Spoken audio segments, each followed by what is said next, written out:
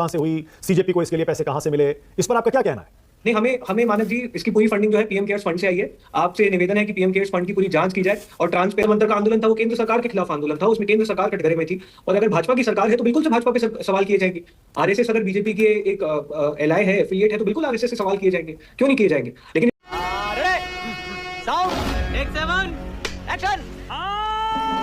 ठीक है, अब आगे का भी प्लान बता दीजिए। 2 दिन की आपकी जो मीटिंग हुई अभिजीत दीपके के घर पर, उसमें क्या क्या तय हुआ है? हमने तो सुना कि एक लंबा चौड़ा एजेंडा है, कुछ पदाधिकारी भी, ऑफिस बेरर्स भी आपने तय कर दिए हैं। सब ये मान रहे हैं कि आप भी आम आदमी पार्टी की तरह कॉकरोच जनता पार्टी को चुनाव में जरूर उतारेंगे। केजरीवाल जी भी पहले बोलते थे नहीं आऊंगा पॉलिटिक्स में, नहीं आऊंगा, आ गए, बैठे हैं, आशुतोष गवाह हैं उसके। नहीं मानक जी, देखिए जब आईएएससी हुआ था तब मैं 11th क्लास में था और मैं जेई की तैयारी कर रहा था। तो मैंने उस समय तो बहुत डिटेल्स फॉलो नहीं की थी कि किस तरह से आईएएससी मूवमेंट प्रोग्रेस किया। लेकिन जो हमारा डिस्कशन हुआ पिछले 2 दिन में वो काफी क्लियर था कि जो हम लोगों ने 2 महीने का एज अ पॉलिटिकल मूवमेंट हासिल किया, हम उसी राह पर चलते रहना चाहते हैं। क्योंकि आज देश की पॉलिटिक्स की स्थिति, राजनीति की स्थिति किसी से छुपी नहीं है। एक बहुत क्लियर सिचुएशन है जहां पे ब्रॉडर पॉलिटिकल डिसल्यूजनमेंट है और इंस्टीट्यूशनल इंटेग्रिटी पूरी तरह से कॉम्प्रोमाइज्ड है। जिसमें आपके इलेक्शन कमीशन हो, चाहे जुडिशरी हो, चाहे ईडी सीबीआई का मिसयूज हो, तो उन हालातों में हमें अभी ठीक नहीं लगा पॉलिटिक्स में उतरना।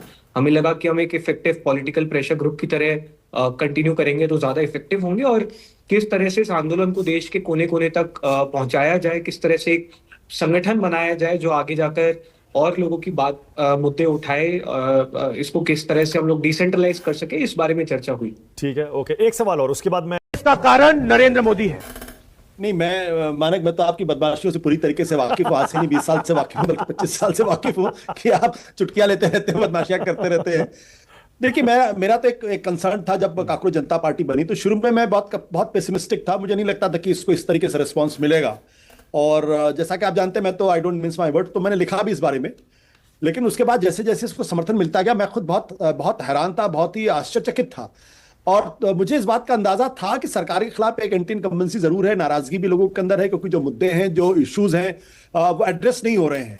तो कहीं ना कहीं ये फटेगा। और लेकिन इस तरीके से फटेगा, मुझे इस बात का अंदाजा नहीं था। लेकिन जब आंदोलन कामयाब हो गया तो मेरे मन में एक दुविधा पैदा हो गई। दुविधा इस बात को लेकर ये थी, कहीं ये भी तो आम आदमी पार्टी नहीं बनेंगे। और क्योंकि ये चिंता मेरे मन में थी, क्योंकि इस राजनीति, जो इस देश की राजनीति है, वो बहुत ही स्मार्टली जो है, वो किसी भी मूवमेंट को अप्रोप्रिएट कर लेती है और फिर वो उसको अपने हिसाब से तब्दील कर लेती है और उसको बदल देती है। बहुत रेयरली ऐसा हुआ जब ऐसा नहीं होता। तो लेकिन जब मैंने 2 दिन पहले जब मैंने इनकी प्रेस कॉन्फ्रेंस सुनी, और खासतौर पर जब मैंने अभिजीत दीपके की प्रेस कॉन्फ्रेंस सुनी, मुझे 2 चीजों को लेकर बहुत अच्छा लगा। पहली बात तो ये अच्छी लगी, जब ये पूछा गया कि आपकी विचारधारा क्या है, तो उन्होंने कहा कि बाबा साहब अंबेडकर की जो विचारधारा है, महात्मा गांधी की जो विचारधारा है और पंडित जवाहरलाल नेहरू की जो विचारधारा है, वो हमारी विचारधारा है। और फिर उन्होंने ये कहा कि जो बाबा साहब अंबेडकर का जो सोशल जस्टिस है, महात्मा गांधी का जो नॉन वायलेंस है, और पंडित जवाहरलाल नेहरू का जो नए भारत का, मॉडर्न इंडिया का जो सपना है, वो है। तो मुझे लगा कि ये इसमें कुछ ज्यादा चिंतन है, ज्यादा सोचने वाले लोग हैं कि वो कैसे सोशल जस्टिस, नॉन वायलेंस और मॉडर्न इंडिया को एक साथ अमलगमेट करके एक विचारधारा को सामने रखने की कोशिश कर रहे हैं। तो ये यू आर राइट ब्रो। बोल लीजिए छोटा सा, और वो ये आप पर आरोप तो यही लगेगा कि आप तो पूरी तरह एंटी बीजेपी, एंटी संघ, एंटी गवर्नमेंट हैं। आप किसी भी और विपक्षी दल के खिलाफ कुछ बोलते ही नहीं है। तो आप ये जो प्रेशर ग्रुप बनेंगे, ये सिर्फ सरकार पर ही प्रेशर बनाएगा या फिर जो ऑपोजिशन पार्टीज की गवर्नमेंट से उन पर भी प्रेशर बनाएगा? नहीं मानव जी, अभी केंद्र में सरकार किसकी है? 21 राज्यों में सरकार किसके? 21 मतलब इनफैक्ट अगर मैं इंडिया अलायंस को और ऐड कर लूं तो 21 से ज्यादा राज्यों में सरकार किसकी है? भाजपा की सरकार है, भाजपा के अलायंस की सरकार है।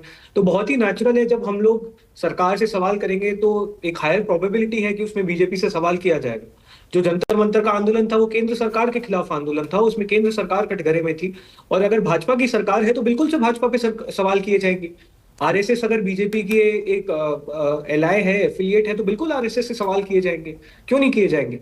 लेकिन इमोशनल डैमेज, इसका मतलब ये नहीं है कि हम बाकी सरकारों से सवाल नहीं कर रहे। इस समय जब हम बात करें तो झारखंड में हमारा डेलीगेशन वहां पे मौजूद है, पहले दिन से वहां पर मौजूद है। हम लोग जो भी चीजें जंतर मंतर पे सीखे हैं वो उन लोगों के साथ शेयर कर रहे हैं, लगातार उनसे बातचीत कर रहे हैं, उनसे समझ रहे हैं, उनके मुद्दों को सपोर्ट कर रहे हैं। तो इसमें तो मेरे को लगता नहीं कि कहीं भी किसी भी प्रकार का कोई सवाल है कि किसी एक पर्टिकुलर पॉलिटिकल पार्टी को टारगेट करेंगे या सरकारों से सवाल करेंगे? लड़ाई सरकारों से है तो बिल्कुल से जो भी सरकार में होगा, जिस भी राज्य में होगा, उनसे सवाल किया जाएगा। ठीक है, ओके। अनंत विजयकुमार, ये सरकार डराती है क्या? ये सरकार दबाती है क्या? क्या आंदोलन को दबाया गया, डराया गया, और खत्म होने के बाद क्या अभी भी डराया जा रहा है, धमकाया जा रहा है? देखिए, ये तो सवाल मेरे को लगता नहीं मानक जी अभी भी होना चाहिए। तो मतलब इसके इतने सारे एग्जांपल्स हैं, इतने सारे इंस्टेंसेस हैं कि मैं भी गिनाना स्टार्ट करूंगा तो आपका शो छोटा पड़ जाएगा। मतलब अभी कल ही मैंने अपना इंस्टाग्राम अकाउंट जब चेक किया तो मुझे पता पड़ा कि मेरे 4 या 5 ऐसे वीडियोस जो मतलब जिसमें कुछ भी कंट्रोवर्शियल नहीं था, उन वीडियोस को इंडिया में रेस्ट्रिक्ट किया गया। उन वीडियोस को, उसमें एक वीडियो में सोनम जी को जब जबरन उठाकर लेकर जाया गया था, उससे जस्ट पहले मैं गाड़ी से रास्ते में आ रहा था और मुझे रोका गया था, उस बारे में वीडियो हुआ था। एक वीडियो में ये बता रहे थे कि किस तरह से पुलिस वाले खाना अंदर लेकर नहीं जाने दे रहे, और ये वीडियोस रेस्ट्रिक्ट किए गए इंडिया में। इसका क्या कारण है, आज तक कोई क्लैरिफिकेशन नहीं मिला। हमारे साथी अंकित भारद्वाज, जिनको हम लोगों ने ईस्ट जोन का और नॉर्थ ईस्ट जोन का इंचार्ज बनाया है, उनका इंस्टाग्राम और फेसबुक अकाउंट सस्पेंड कर दिया गया कल। किस कारण से किया गया ये बताया नहीं गया अभी तक। सौरभ के कितने सारे पोस्ट रेस्ट्रिक्ट किए गए हैं, किस कारण से किए गए हैं अभी तक बताया नहीं गया। हमारे ट्विटर अकाउंट को किस कारण से रेस्ट्रिक्ट किया गया था, ये आज तक बताया नहीं गया। सरकार ने बोला कि नीट का पेपर होने तक हमने रेस्ट्रिक्ट किया था, कोई दिक्कत नहीं है। उस समय कह रहे थे नेशनल सिक्योरिटी रिस्क है। हमारे प्रोटेस्टर्स को दिल्ली में जंतर मंतर पर पीटा गया, दीपके पर इंक फेंकी गई, जयपुर में उसके साथ मारपीट हुई, कल नेहा जब वहां पर रांची में मौजूद थी उन पर इंक फेंकी गई। तो ये सारी चीजें तो मतलब इतने सारे इंस्टेंसेस है कि अभी हम बताना स्टार्ट करेंगे। इसमें तो वो भी जोड़ना चाहेंगे आप कि वो सौरभ दास के घर में एक यूट्यूबर घुस गया था, बता रहा था कि लाखों का रेंट है, साउथ दिल्ली में रहते हैं, कहां से पैसे आते हैं। घर को लेके आप देखिए कितनी बड़ी मिस इन्फॉर्मेशन कैंपेन फैलाई गई। सच आप बता दीजिए, आज सच बता दीजिए। सौरभ दास पर बहुत आरोप लग रहे हैं, बड़ी बड़ी पार्टियां करते हैं, पैसे कहां से आते हैं? हाँ, बता। आरोप जब होते हैं तो आपके पास कुछ फैक्ट्स होते हैं। हाँ, जब आपको एलिगेशन लगाने होते हैं, जब आपको एक झूठा नैरेटिव फैलाना होता है, तो आप जो मन में है वो बोलते हैं। आप बोलेंगे कि 10 लाख का रेंट है, 20 लाख का रेंट है, 30 लाख का रेंट है।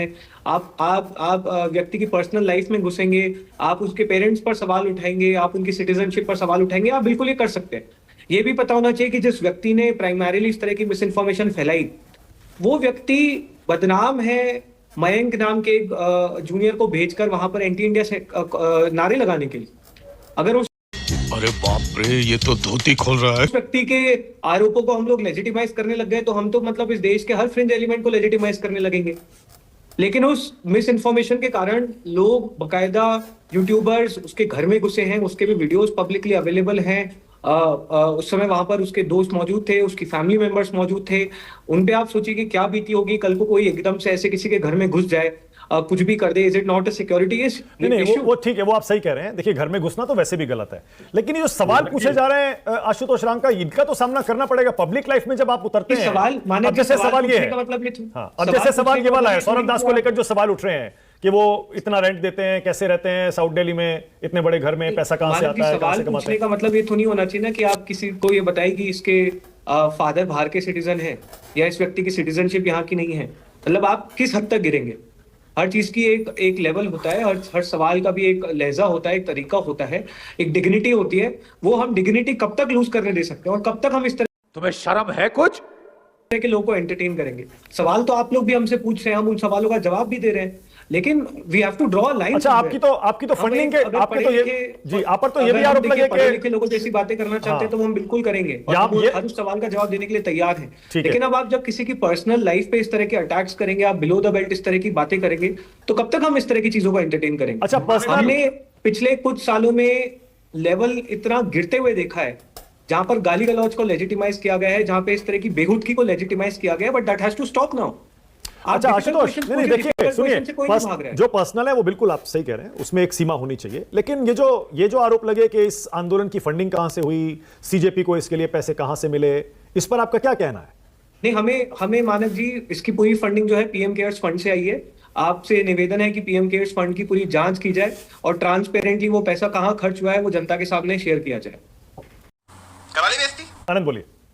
नहीं, मुझे उत्तर नहीं मिला। मैं तो बस ना मैं किसी की आलोचना करने की अपेक्षा कर रहा था और ना कुछ, मैं तो बस आशुतोष रांका को सुनते हुए मुझे 2011 के अरविंद केजरीवाल याद आ रहे थे। इसलिए पहले आप कुछ पूछना चाह रहे थे? नहीं, मैं आशुतोष रांका से कुछ पूछना चाह रहा था। हाँ। लेकिन मैं अनंत ने जो सवाल आशुतोष से किया था, मैं उस पर एक थोड़ी टिप्पणी करना चाहूंगा। हाँ। अनंत ने कहा कि आशुतोष रांका को देख करके 2010-11 के अरविंद केजरीवाल याद आ रहे थे। अनंत भाई, मुझे 2010-11 में अरविंद केजरीवाल को देख के 1989 के वीपी सिंह याद आ रहे थे। तो इसलिए मुझे कोई आश्चर्य नहीं हुआ। नहीं, मुझे याद आ रहे थे। ये तो लेने के देने पड़ गए। अरे मुझे याद आ रहा, आपको नहीं याद आ रहे होंगे, मुझे याद आ रहे होंगे। मैंने वीपी सिंह को भी वैसी बड़ी आतंकवादी बातें करते देखते सुना, बहुत सारी बातें, जेब की पर्ची कि इसमें बोफोर्स का अकाउंट नंबर पड़ा हुआ है, जब चाहो तुम निकाल दूंगा, तो सब तो ऐसा, इसलिए वो एक क्रम है पूरा। मैं आशुतोष रांका के बारे में कोई ऐसी बात नहीं कहूंगा कि अरविंद केजरीवाल नजर आ रहे हैं या नहीं आ रहे। आशुतोष रांका है, अरविंद केजरीवाल थे, वीपी सिंह थे। वो पर आपके मन में वाह, पहली बॉल में सिक्सर।